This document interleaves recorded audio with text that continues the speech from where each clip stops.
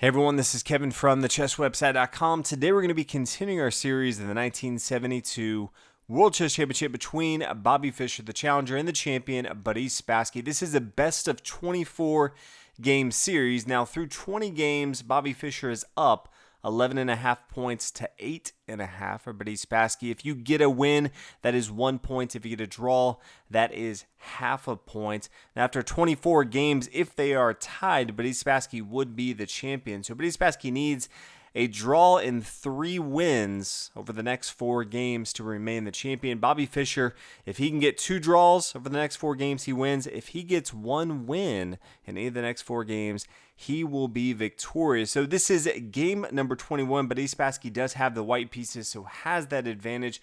Now, the last 6 games have all been draws, so fireworks at the beginning of this tournament, but it seems like Bobby Fischer realizes that as long as he doesn't screw anything up, allow Bobby Spassky to get back in this with a few wins, he should be good. So it's just been continuous draws over and over, but that brings us to game 21. Bobby Spassky playing the white pieces starts out with pawn to e4, Bobby Fischer pawn to c5, knight to f3, pawn e6, pawn d4. This is the Sicilian defense. Pawn to a6. Now, after knight to c3, we see knight c6. Now, with the pawn to a6 here, this is the Paulsen variation. And then after knight to c3, knight to c6, this is a variation that Bobby Fischer has never played before. So trying to catch his opponent off guard. He's done this all throughout the tournament so far and leaves it to game 21 to continue to do this as well. Bishop to e3. Now, usually when white plays their bishop to e3 before their light square bishop, this lets their opponent know that they're thinking about castling on the queen side and then attacking on the king side of the board. Not always the case, but many times you will see this happen. Knight to f6, attacking this pawn in the center of the board. Bishop to d3. So now white's looking like could castle on either side of the board. And then pawn to d5. So Bobby Fischer attacking immediately in the center with his pawns. We see Spassky taking the center, pawn takes here on d5. The pawn's going to recapture and then castle on the king side. Now, white has a few options in this spot. He could castle on the king side, could play pawn to a3 if he wants a waiting move, could also play pawn to h4. This really says I'm going to attack on the king side. When your opponent plays the Sicilian defense, especially once they give up the c pawn, they're usually looking to castle on the king side. So I love the approach of playing pawn to h4, getting ready to attack on the king side. Another option would be queen to e2. This opens up the door for the bishop to move. That would be a discovered attack on the king right here. This also allows for white to castle on the queen side, preparing for a king side attack. So since pawn to h4 is coming, queen to e2 makes a lot of sense. But Bobby Spassky, playing what I would consider more conservatively, plays castle on the king side, not looking for that very aggressive attack on the king side of the board. Bishop down here to a d6. This is attacking this pawn here on h2.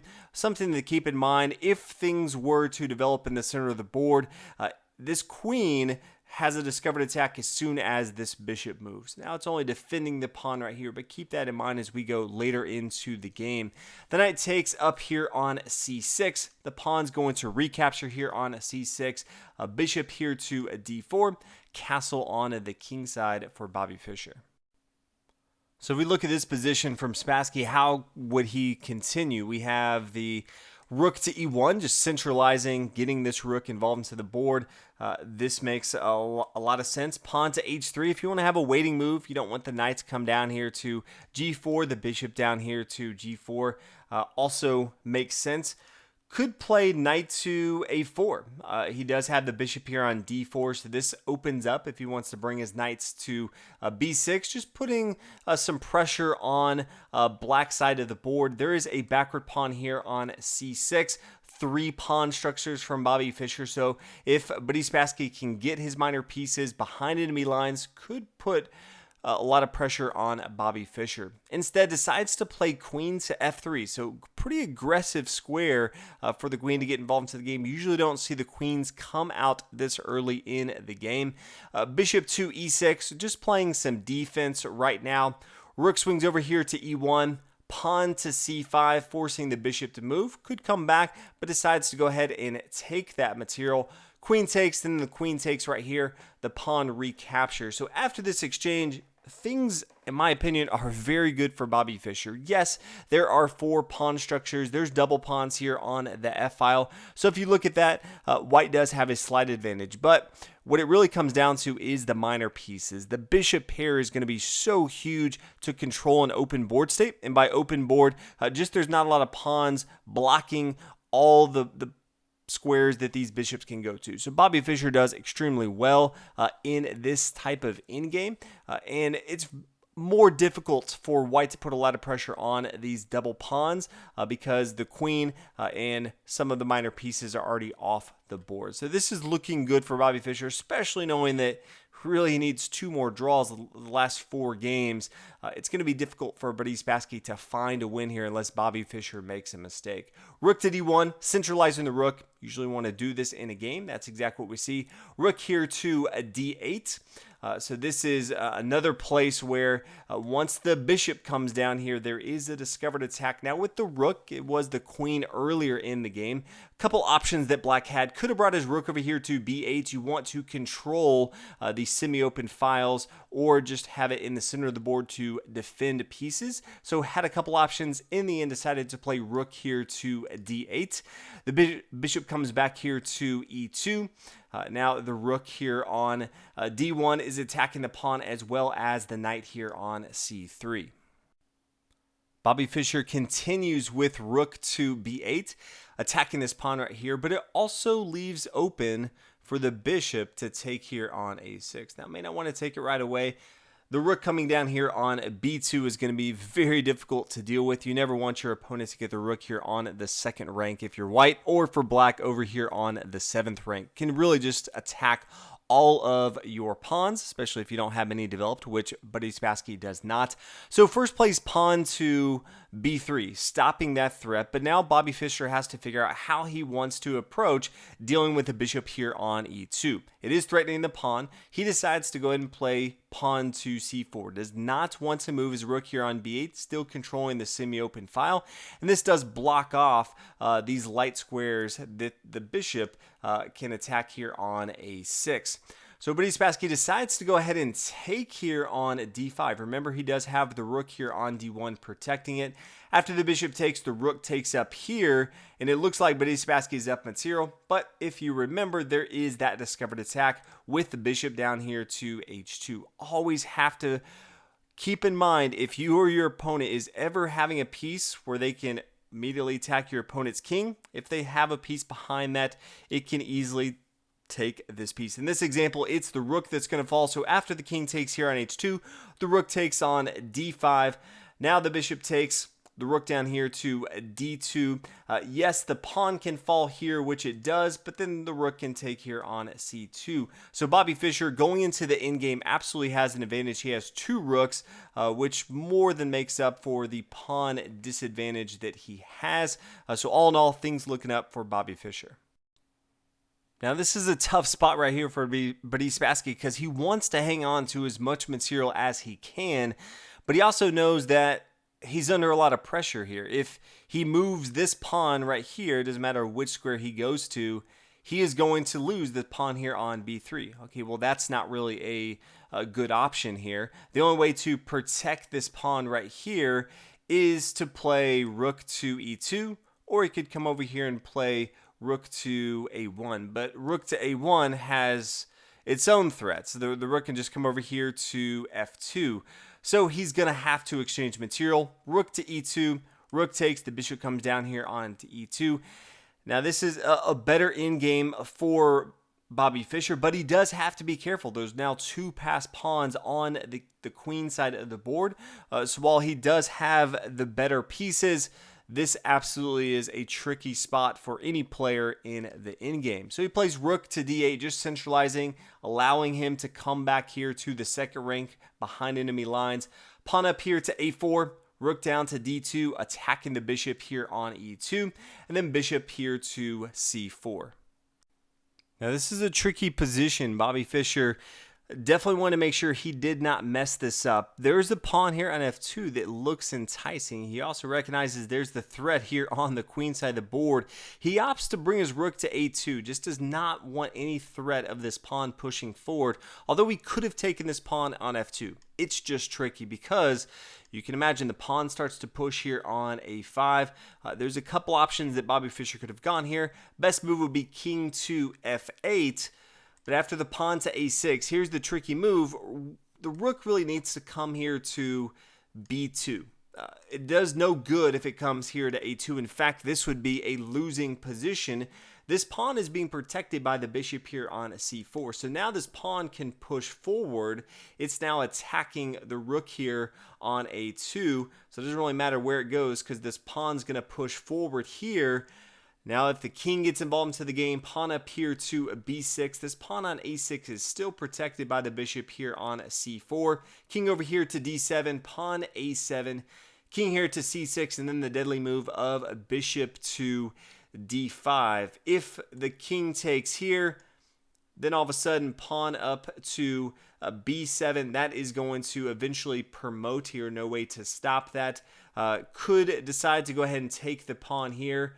There is an exchange, and then white's going to have the advantage going to the endgame. Yes, there's a 3 pawn to 1 pawn situation, but the bishop is going to be able to dominate the end of the game. So if we come back, that would be very bad. That's not how you want to approach it, but instead of the rook coming over here to a2, if he comes to rook to b2, now there's no real way for white to win this. If he does push forward with pawn to a7, well, now the rook can come over to a2, and there's no way to protect this pawn. And if he doesn't, he can't move this pawn up. Pawn to b4 is where he'd want to go. The rook can now take that. The king can easily come over here. So that would be an easy win for Bobby Fischer. If he were to swing over here right away, instead of bringing the king to f8, then just pawn here to b4, attacking the rook. We see a similar situation as before. So that is how Bobby Fischer could have continued if he wanted to. That does get him a pawn, but at the end of the day, he says, I'm not even going to worry about that. I'm going to play rook over here to a2. Don't need that pawn. I just do not want to worry about this pawn pushing forward. Now we see the king come to g3, king f8, so both sides recognize they need to get their kings involved into the game. Nothing else really to do over here on the queen side of the board.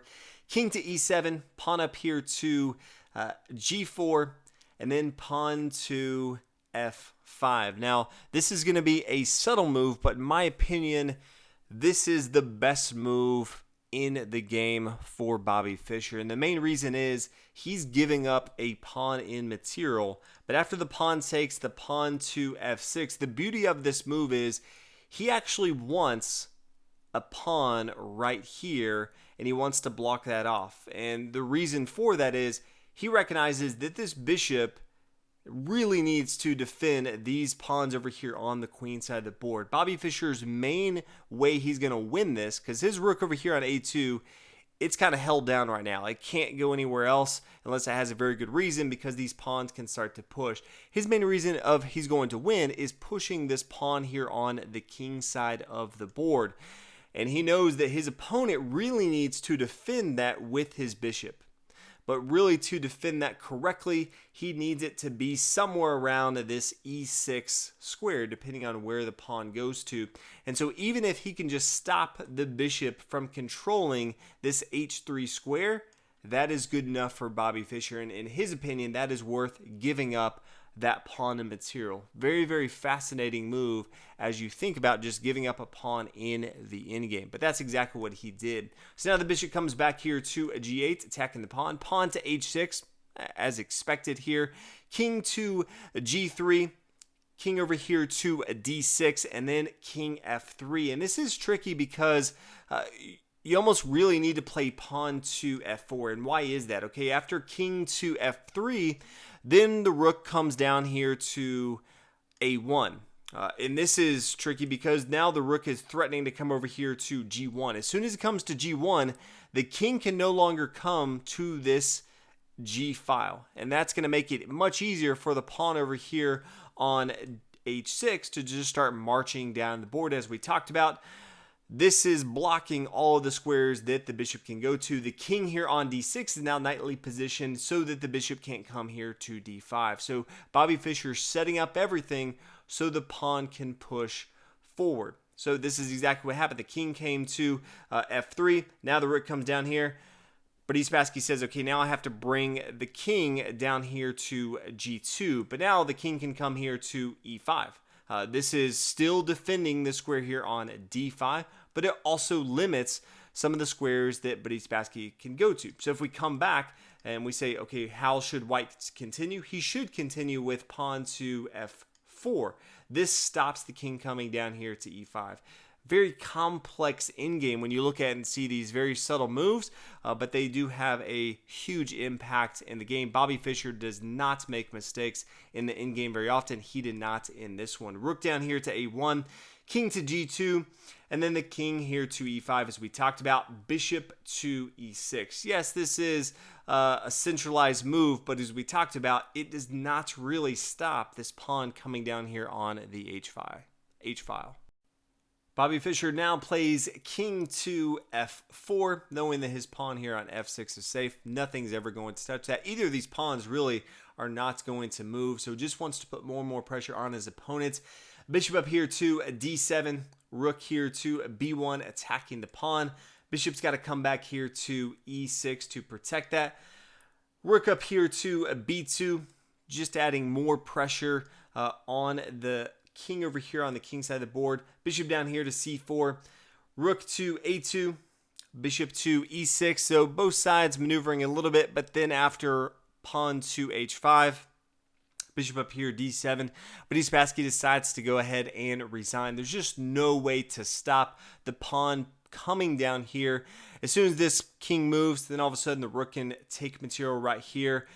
It just, at the end of the day, was too much for Spassky to hold on to, so he decided to resign. Bobby Fischer with the win ends up being the 1972 World Chess Champion and became a worldwide phenomenon, greatest American chess champion that we've had. Still talk about him to this day. But that was an exciting tournament, as many people have dubbed it the match of the century. Not specifically one game, but the entire match of the 1972 World Chess Championship. So hopefully you guys enjoy this series of going over all the games. I love doing commentary on some of the older, more historic series. They're much longer, as you can see, 24-game series. So if there's another series you guys would like me to cover, please let me know. But thank you so much for watching all these videos. Until next time, thanks for watching. See you guys in the next video.